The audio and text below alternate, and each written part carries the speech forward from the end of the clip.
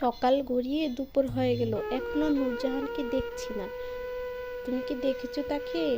তুমি যে দেখে এসো তো, সে কোথায় গেল? আমার মনে হয় এখনো সে ওই বাড়িতেই আছে। যাও যাও, যে দেখো। আমার আবার রান্না বান্না করতে হবে, আমার এত সময় নেই ওকে খোঁজার জন্য। সারাদিন ওকে খুঁজতে খুঁজতে আমার দিন চলে যায়। এমনভাবে কেন বলছো? আমার বোন তো অনেক ভালো আছিল। হঠাৎ যে খোদা কেন নিয়ে গেল? দেখি গিয়ে মেয়েটা কোথায়। সারাদিন কি খেয়েছে না খেয়েছে জানি না, কোথায় গিয়ে যে পড়ে আছে মেয়েটা কে জানে। আরে যাও যাও, যে দেখো শিমুলতলার বাড়িতে যে মনে হয় পড়ে আছি। যাইতেছি গো, যাইতেছি। যে দেখি কেন ওই বাড়িতে গিয়ে পড়ে আছে মেয়েটা। মেয়েটার যে কি হবে, বাড়িতেই তো রাখতে পারি না।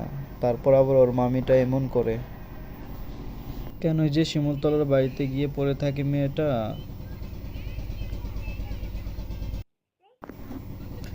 যাই যাই, গিয়ে দেখি মেয়েটা ঘরের মধ্যে আছে কিনা। কিরে, তুই এখনো এখানে পড়ে পড়ে ঘুমাচ্ছিস? কি হয়েছে মামা, তুমি এমন করছো কেন? আমার ওই বাড়িতে থাকতে ভালো লাগে না, সেই জন্য আমি এখানে চলে এসেছি। আমাকে একা থাকতে দাও। তোর কেন ভালো লাগবে ওই বাড়িতে? মায়ের সাথে চলে যেতে পারছিলি না? মামা, তুমি এই কথা আমাকে বলতে পারলে? আমি তোমার থেকে এটা কখনো আশা করিনি। আমি এক্ষুনি চলে যাব, আর কখনো ফিরে আসবো না।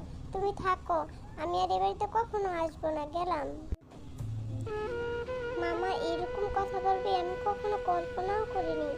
আমার মা মারা গেছে, সেই জন্য কি ওরা আমাকে দেখবে না? আমার মা যদি বেঁচে থাকতো, তাহলে আর আমাকে কষ্ট করতে হতো না, মানুষের কথাও শুনতে হতো না। মামা আজকে আমার সাথে এভাবে আচরণ করবে আমি কখনো ভাবিনি। নূরজাহান বৃষ্টিতে ভিজে দৌড়ে চলে যায় রাগ করে।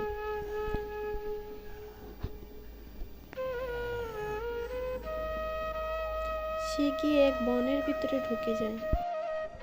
রাগ করে তো মনে হয় ভুল জায়গার মধ্যে চলে এসেছি। আমি কোথায় চলে এসেছি? এখন আমি কি করব? রাগ করে তো বাড়ি থেকে বের হওয়া একদম উচিত হয়নি। এই জঙ্গলের ভিতরে এখন আমি কোথায় যাব? যাই একটু সামনে গিয়ে দেখি, অনেক রাত হয়ে যাচ্ছে। আর হাঁটতে পারছি না, কোথায় যে চলে আসলাম কিছুই তো চিনতে পারছি না। যাই একটু যে বসি। কি গো ছোট্ট মেয়ে, এই জঙ্গলের ভিতরে তুমি কোথা থেকে এসেছো? তোমাকে তো এখানে দেখিনি। আমার নাম নূরজাহান, আমি মামা মামির সাথে রাগ করে চলে এসেছি। আমার মা নেই, কেউ নেই। কোথায় যাব আমি? আমার কোনো টাকা পয়সা নেই, কে দেখবে আমাকে?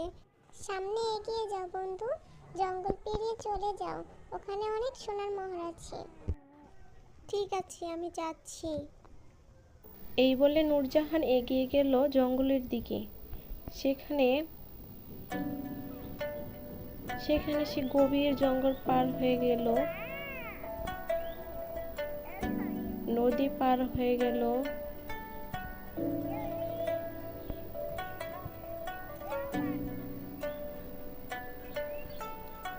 এবং সে জাদুই বনের দিকে এগিয়ে গেল। অবশেষে সামনে পেল একটি মোহরের গাছ, যেখানে একটি ডাইনি বুড়ি শুয়েছিল। নূরজাহান বলল, এই ওঠো। পেতনিটি রাগ করে বলল, এই কে তুমি? তুমি আমার ঘুম ভেঙেছো কেন? তোমার এত বড় সাহস, তুমি আমার ঘুম ভাঙলে? মেয়েটি বলল যে আমি নূরজাহান, আমাকে এখান থেকে কিছু টাকা দিবে?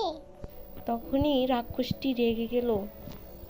রাক্ষসীটি তাকে মেরে ফেলার চেষ্টা করলো এবং তার জাদুদণ্ড দিয়ে তাকে মেরে ফেলতে চাইলো।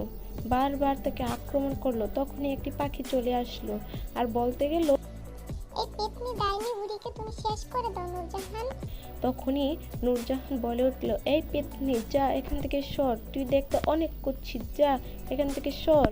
এই বলার সাথে সাথে পেতনিটির একদম হাওয়ায় মিলিয়ে গেল। এই কথাটা সে সহ্য করতে পারলো না এবং সে সাথে সাথে উধাও হয়ে গেল। তখনই নূরজাহান গাছের দিকে যায় এবং তার পাখিটি বলল, তোমার যতটুকু টাকা লাগে তুমি নিয়ে যাও, এখানে একটা থলি আছে।